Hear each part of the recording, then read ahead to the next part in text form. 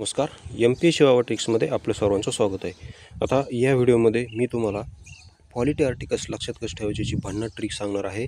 आणि जर तुम्हाला पॉलिटी आर्टिकल्स लक्षात ठेवायला अडचण येत असेल तर तुम्ही या नंबरवर संपर्क करा. आपली संपूर्ण पॉलिटी आर्टिकल्सची PDF आहे जी तुम्हाला या नंबरवर संपर्क करून मिळून जाईल. आता त्या PDFमध्ये कशा ट्रिक्स आहेत, काय आहेत त्याचा थोडासा डेमो दाखवतो. तर पहा, नुकतीच जी कंबाईन ग्रुपची पार पडली 1 जून 2025ला, त्यावर प्रश्न काय आला होता पहा. तर खालील कोणत्या कलमात पंचायत राजमध्ये SC ST आणि महिला आरक्षणाची तरतूद आहे, असा प्रश्न होता. तर याचे योग्य आन्सर आहे 243D.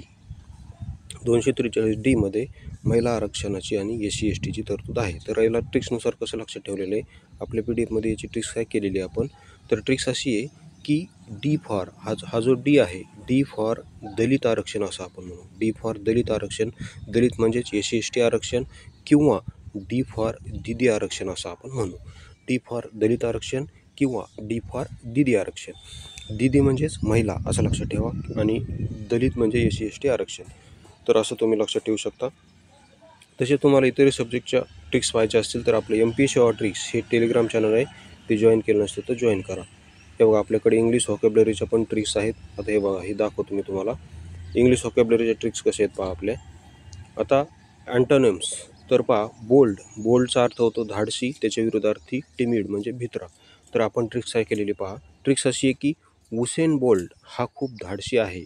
उसेन बोल्ट हा खूप धाडसी आहे. मात्र टिम कुक तुम्हाला माहीत असतील, ॲपलचे CEO आहेत, ॲपल कंपनीचे CEO आहेत टिम कुक हे भित्रे आहेत आणि उसेन बोल्ट हा काय आहे तर धाडसी आहे. टिम म्हणजे टिमिडमध्ये तुम्हाला सुरुवातीला टीम हा नाव दिसते. आणि यावर आलेला प्रश्न पहा. प्रश्न आला होता कंबाईन ग्रुप बी मेन्सला, ग्रुप बी मेन्स 2023ला. प्रश्न काय होता पहा. Choose correct antonym of underline word. तर Rohini's father is bold but her husband is रिकामी जागा. मग आता याच्या विरुद्धार्थी, बोल्डच्या विरुद्धार्थी विचारलं काय येईल मग, टिमिड. म्हणजे रोहिणीचे फादर बोल्ड आहेत म्हणजे फादर धाडसी आहेत, पण तिचा नवरा आहे का तो टिमिड आहे म्हणजे भित्रा आहे. अशी ट्रिक्स आहे. आपल्याकडे संपूर्ण सायन्स पण आहे, पॉलिटी पण आहे. आता हे सायन्सची पॉलिटीचे कलम 25 पहा काय. आता कलम 25 काय आहे, तर कलम 25 आहे की कोणत्याही धर्माचे आचरण आणि प्रचार करण्याचे स्वातंत्र्य. कलम 25ने आपल्याला कोणत्याही धर्माचे आचरण आणि प्रचार करण्याचे स्वातंत्र्य दिलेले आहे. तर याला ट्रिक्सनुसार कसं लक्षात ठेवलेलं पहा आपण. याची ट्रिक्स अशी आहे की वाय फॉर यहुदी धर्माचे आचरण किंवा प्रचार करण्याचे स्वातंत्र्य असं आपण समजू. वाय फॉर काय म्हणायचं, वाय फॉर यहुदी धर्माचे आचरण किंवा प्रचार स्वातंत्र्य. मग आता मी यहुदी धर्म असंच का म्हणलं, त्याचं कारण असं आहे की यहुदीचा जो वाय आहे तो ABCDनुसार 25 नंबरला येतो. कारण आकडा कन्फ्यूज होऊ शकतो. मात्र एखादा धर्म तुम्ही लक्षात ठेवला तर तो एखादं नाव होतं, कारण धर्म हे एखादं असं नाव आहे स्पेसिफिक.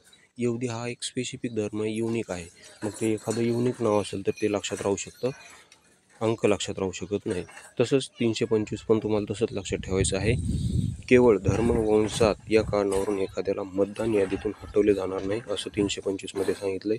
याची पण ट्रिक्स अशीच आहे की वाय फॉर एखादा व्यक्ती केवळ यहुदी धर्माचा आहे म्हणून त्याला मतदान यादीतून हटवले जाणार नाही. तर अशा आपल्या भन्नाट ट्रिक्स आहेत. त्यानंतर कलम 47, 50 पहा. 50 काय, न्यायव्यवस्था कार्यकारी व्यवस्थेपासून अलग ठेवणे. तर याची ट्रिक्स काय केलेली आहे आपण, न्यायव्यवस्थेला कार्यकारी व्यवस्थेपासून किमान 50 किलोमीटर दूर ठेवायचं, अशी आपण ट्रिक्स केलेली आहे.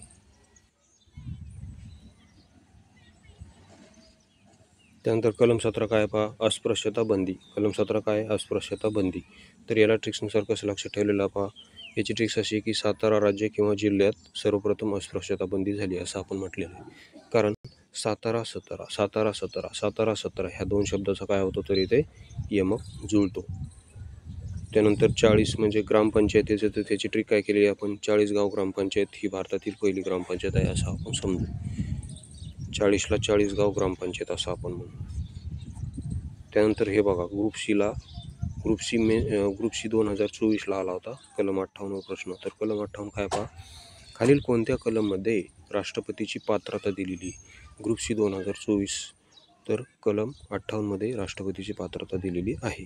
तर याला ट्रिक्सनुसार कसं लक्षात ठेवलेलं पहा. याची ट्रिक्स आपण काय केलेली आहे, याची ट्रिक्स अशी आहे की रामदास आठवलेंमध्ये बघा, रामदास आठवलेंमध्ये राष्ट्रपती होण्याची पात्रता आहे असे आपण म्हणू का? कारण पहा 58 आठवले या दोन शब्दाचा काय होतो तर इथे यमक जुळतो, म्हणून रामदास आठवलेंमध्ये राष्ट्रपती होण्याची पात्रता आहे असं आपण म्हणू किंवा समजू.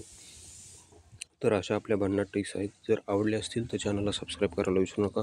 तसेच संपूर्ण तुम्हाला पेड PDF हवी असेल सायन्सची, इंग्लिश व्हॉकॅब्युलरीची, करंट अफेअर्सची, पॉलिटी आर्टिकल्सची, तर 84 21 90 83 84 या नंबरवर संपर्क करा. हा इथे नंबर दिलेला आहे. तसेच हे आपलं MP शेवा ट्रिक्स हे टेलिग्राम चॅनल पण आहे. हे टेलिग्राम चॅनल जर तुम्ही जॉईन केलं नसेल तर लगेच जॉईन करा. तसेच आपले MPSC करंट ट्रिक्स हे करंट अफेअर्सचं स्पेशल टेलिग्राम चॅनल आहे, ते पण जॉईन केलं नसेल तर जॉईन करा. दोन्ही चॅनलच्या लिंक या डिस्क्रिप्शन बॉक्समध्ये तुम्हाला पाहायला मिळतील. व्हिडिओ पाहिल्याबद्दल धन्यवाद.